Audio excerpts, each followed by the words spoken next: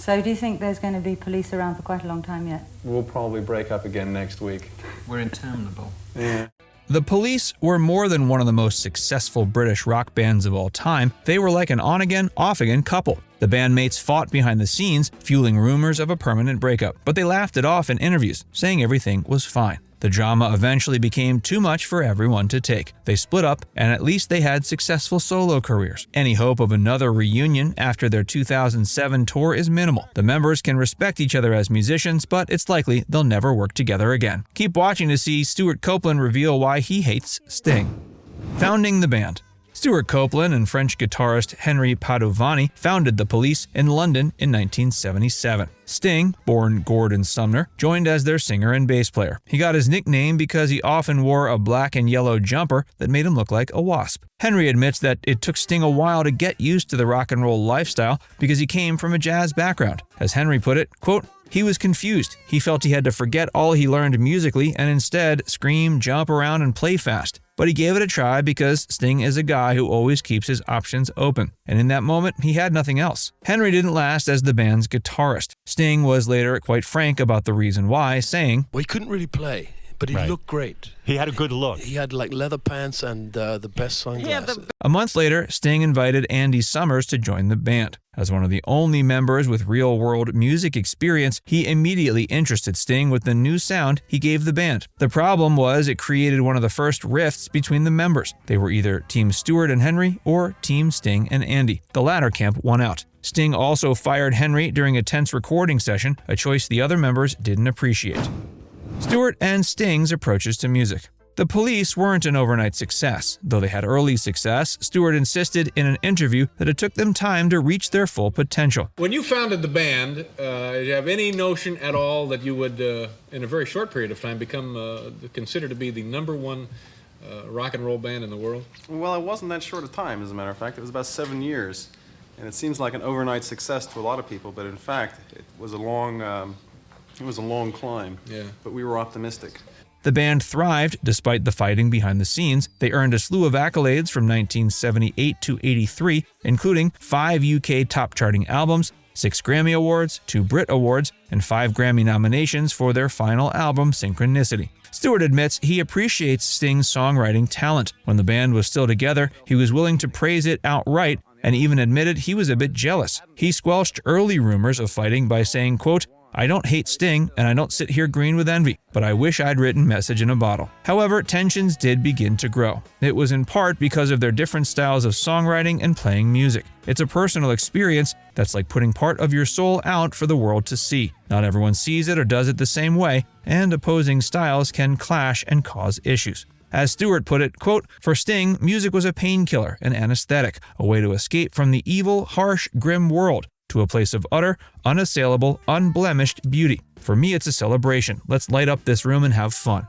They managed to make the opposing styles work for the most part. They even made 5 highly successful albums together as the Police. Still, being in a band together was not sustainable. It eventually got to a point where Stewart admits, quote, "Sting and I get along famously, as long as we're not playing music." The breakup.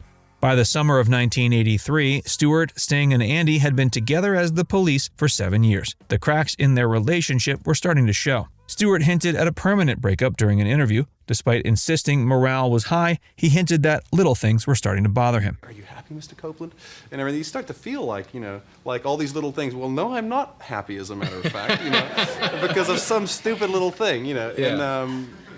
And so basically it's all part of just, not growing up. The band members had already had a physical fight before a show. Sting grabbed a copy of the New York Times that Stewart was reading. He was so angry that he grabbed it back, and he cracked one of Sting's ribs in a nasty altercation. Stewart claims the battle wasn't in anger and that they laughed about it afterward. He said it was the mental weapons they used against each other that had a much more significant impact. The Police went on a world tour to promote their album Synchronicity, but it was bound to be their last. As Sting put it, quote, "Even though logic would say, 'Are you out of your mind? You're in the biggest band in the world, just bite the bullet and make some money.' But there continued to be some instinct against logic, against good advice, that told me I should quit." Stewart felt the same way, but was devastated. He also put the blame squarely on Sting. He said the bassist struggled more and more to make any compromises that would serve the other members. The band had morphed from what he called a fragile democracy into a dictatorship. It wasn't an enjoyable experience for Stewart anymore, who claimed it had become hell on earth. He even got close to wanting to, quote, choke the life out of the controlling leader on several occasions.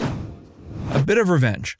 Stewart decided to find a harmless way to get back at Sting for their time together in the band. He hit the bassist where it hurts, his songs. In 2021, he embarked on a project called Police Deranged for Orchestra. It was a reimagining of Police songs, but not necessarily in the way one might expect. Stewart called it a frenzied cutting up of the famous songs. He admits it's a form of revenge to make up for all the fights they had. Sting wasn't upset about it and took it on the chin. Stewart said, quote, he loves to have people cover his songs. It makes him feel like one of the great songwriters, which is one of the things he's most proud of. Is there hope for healing?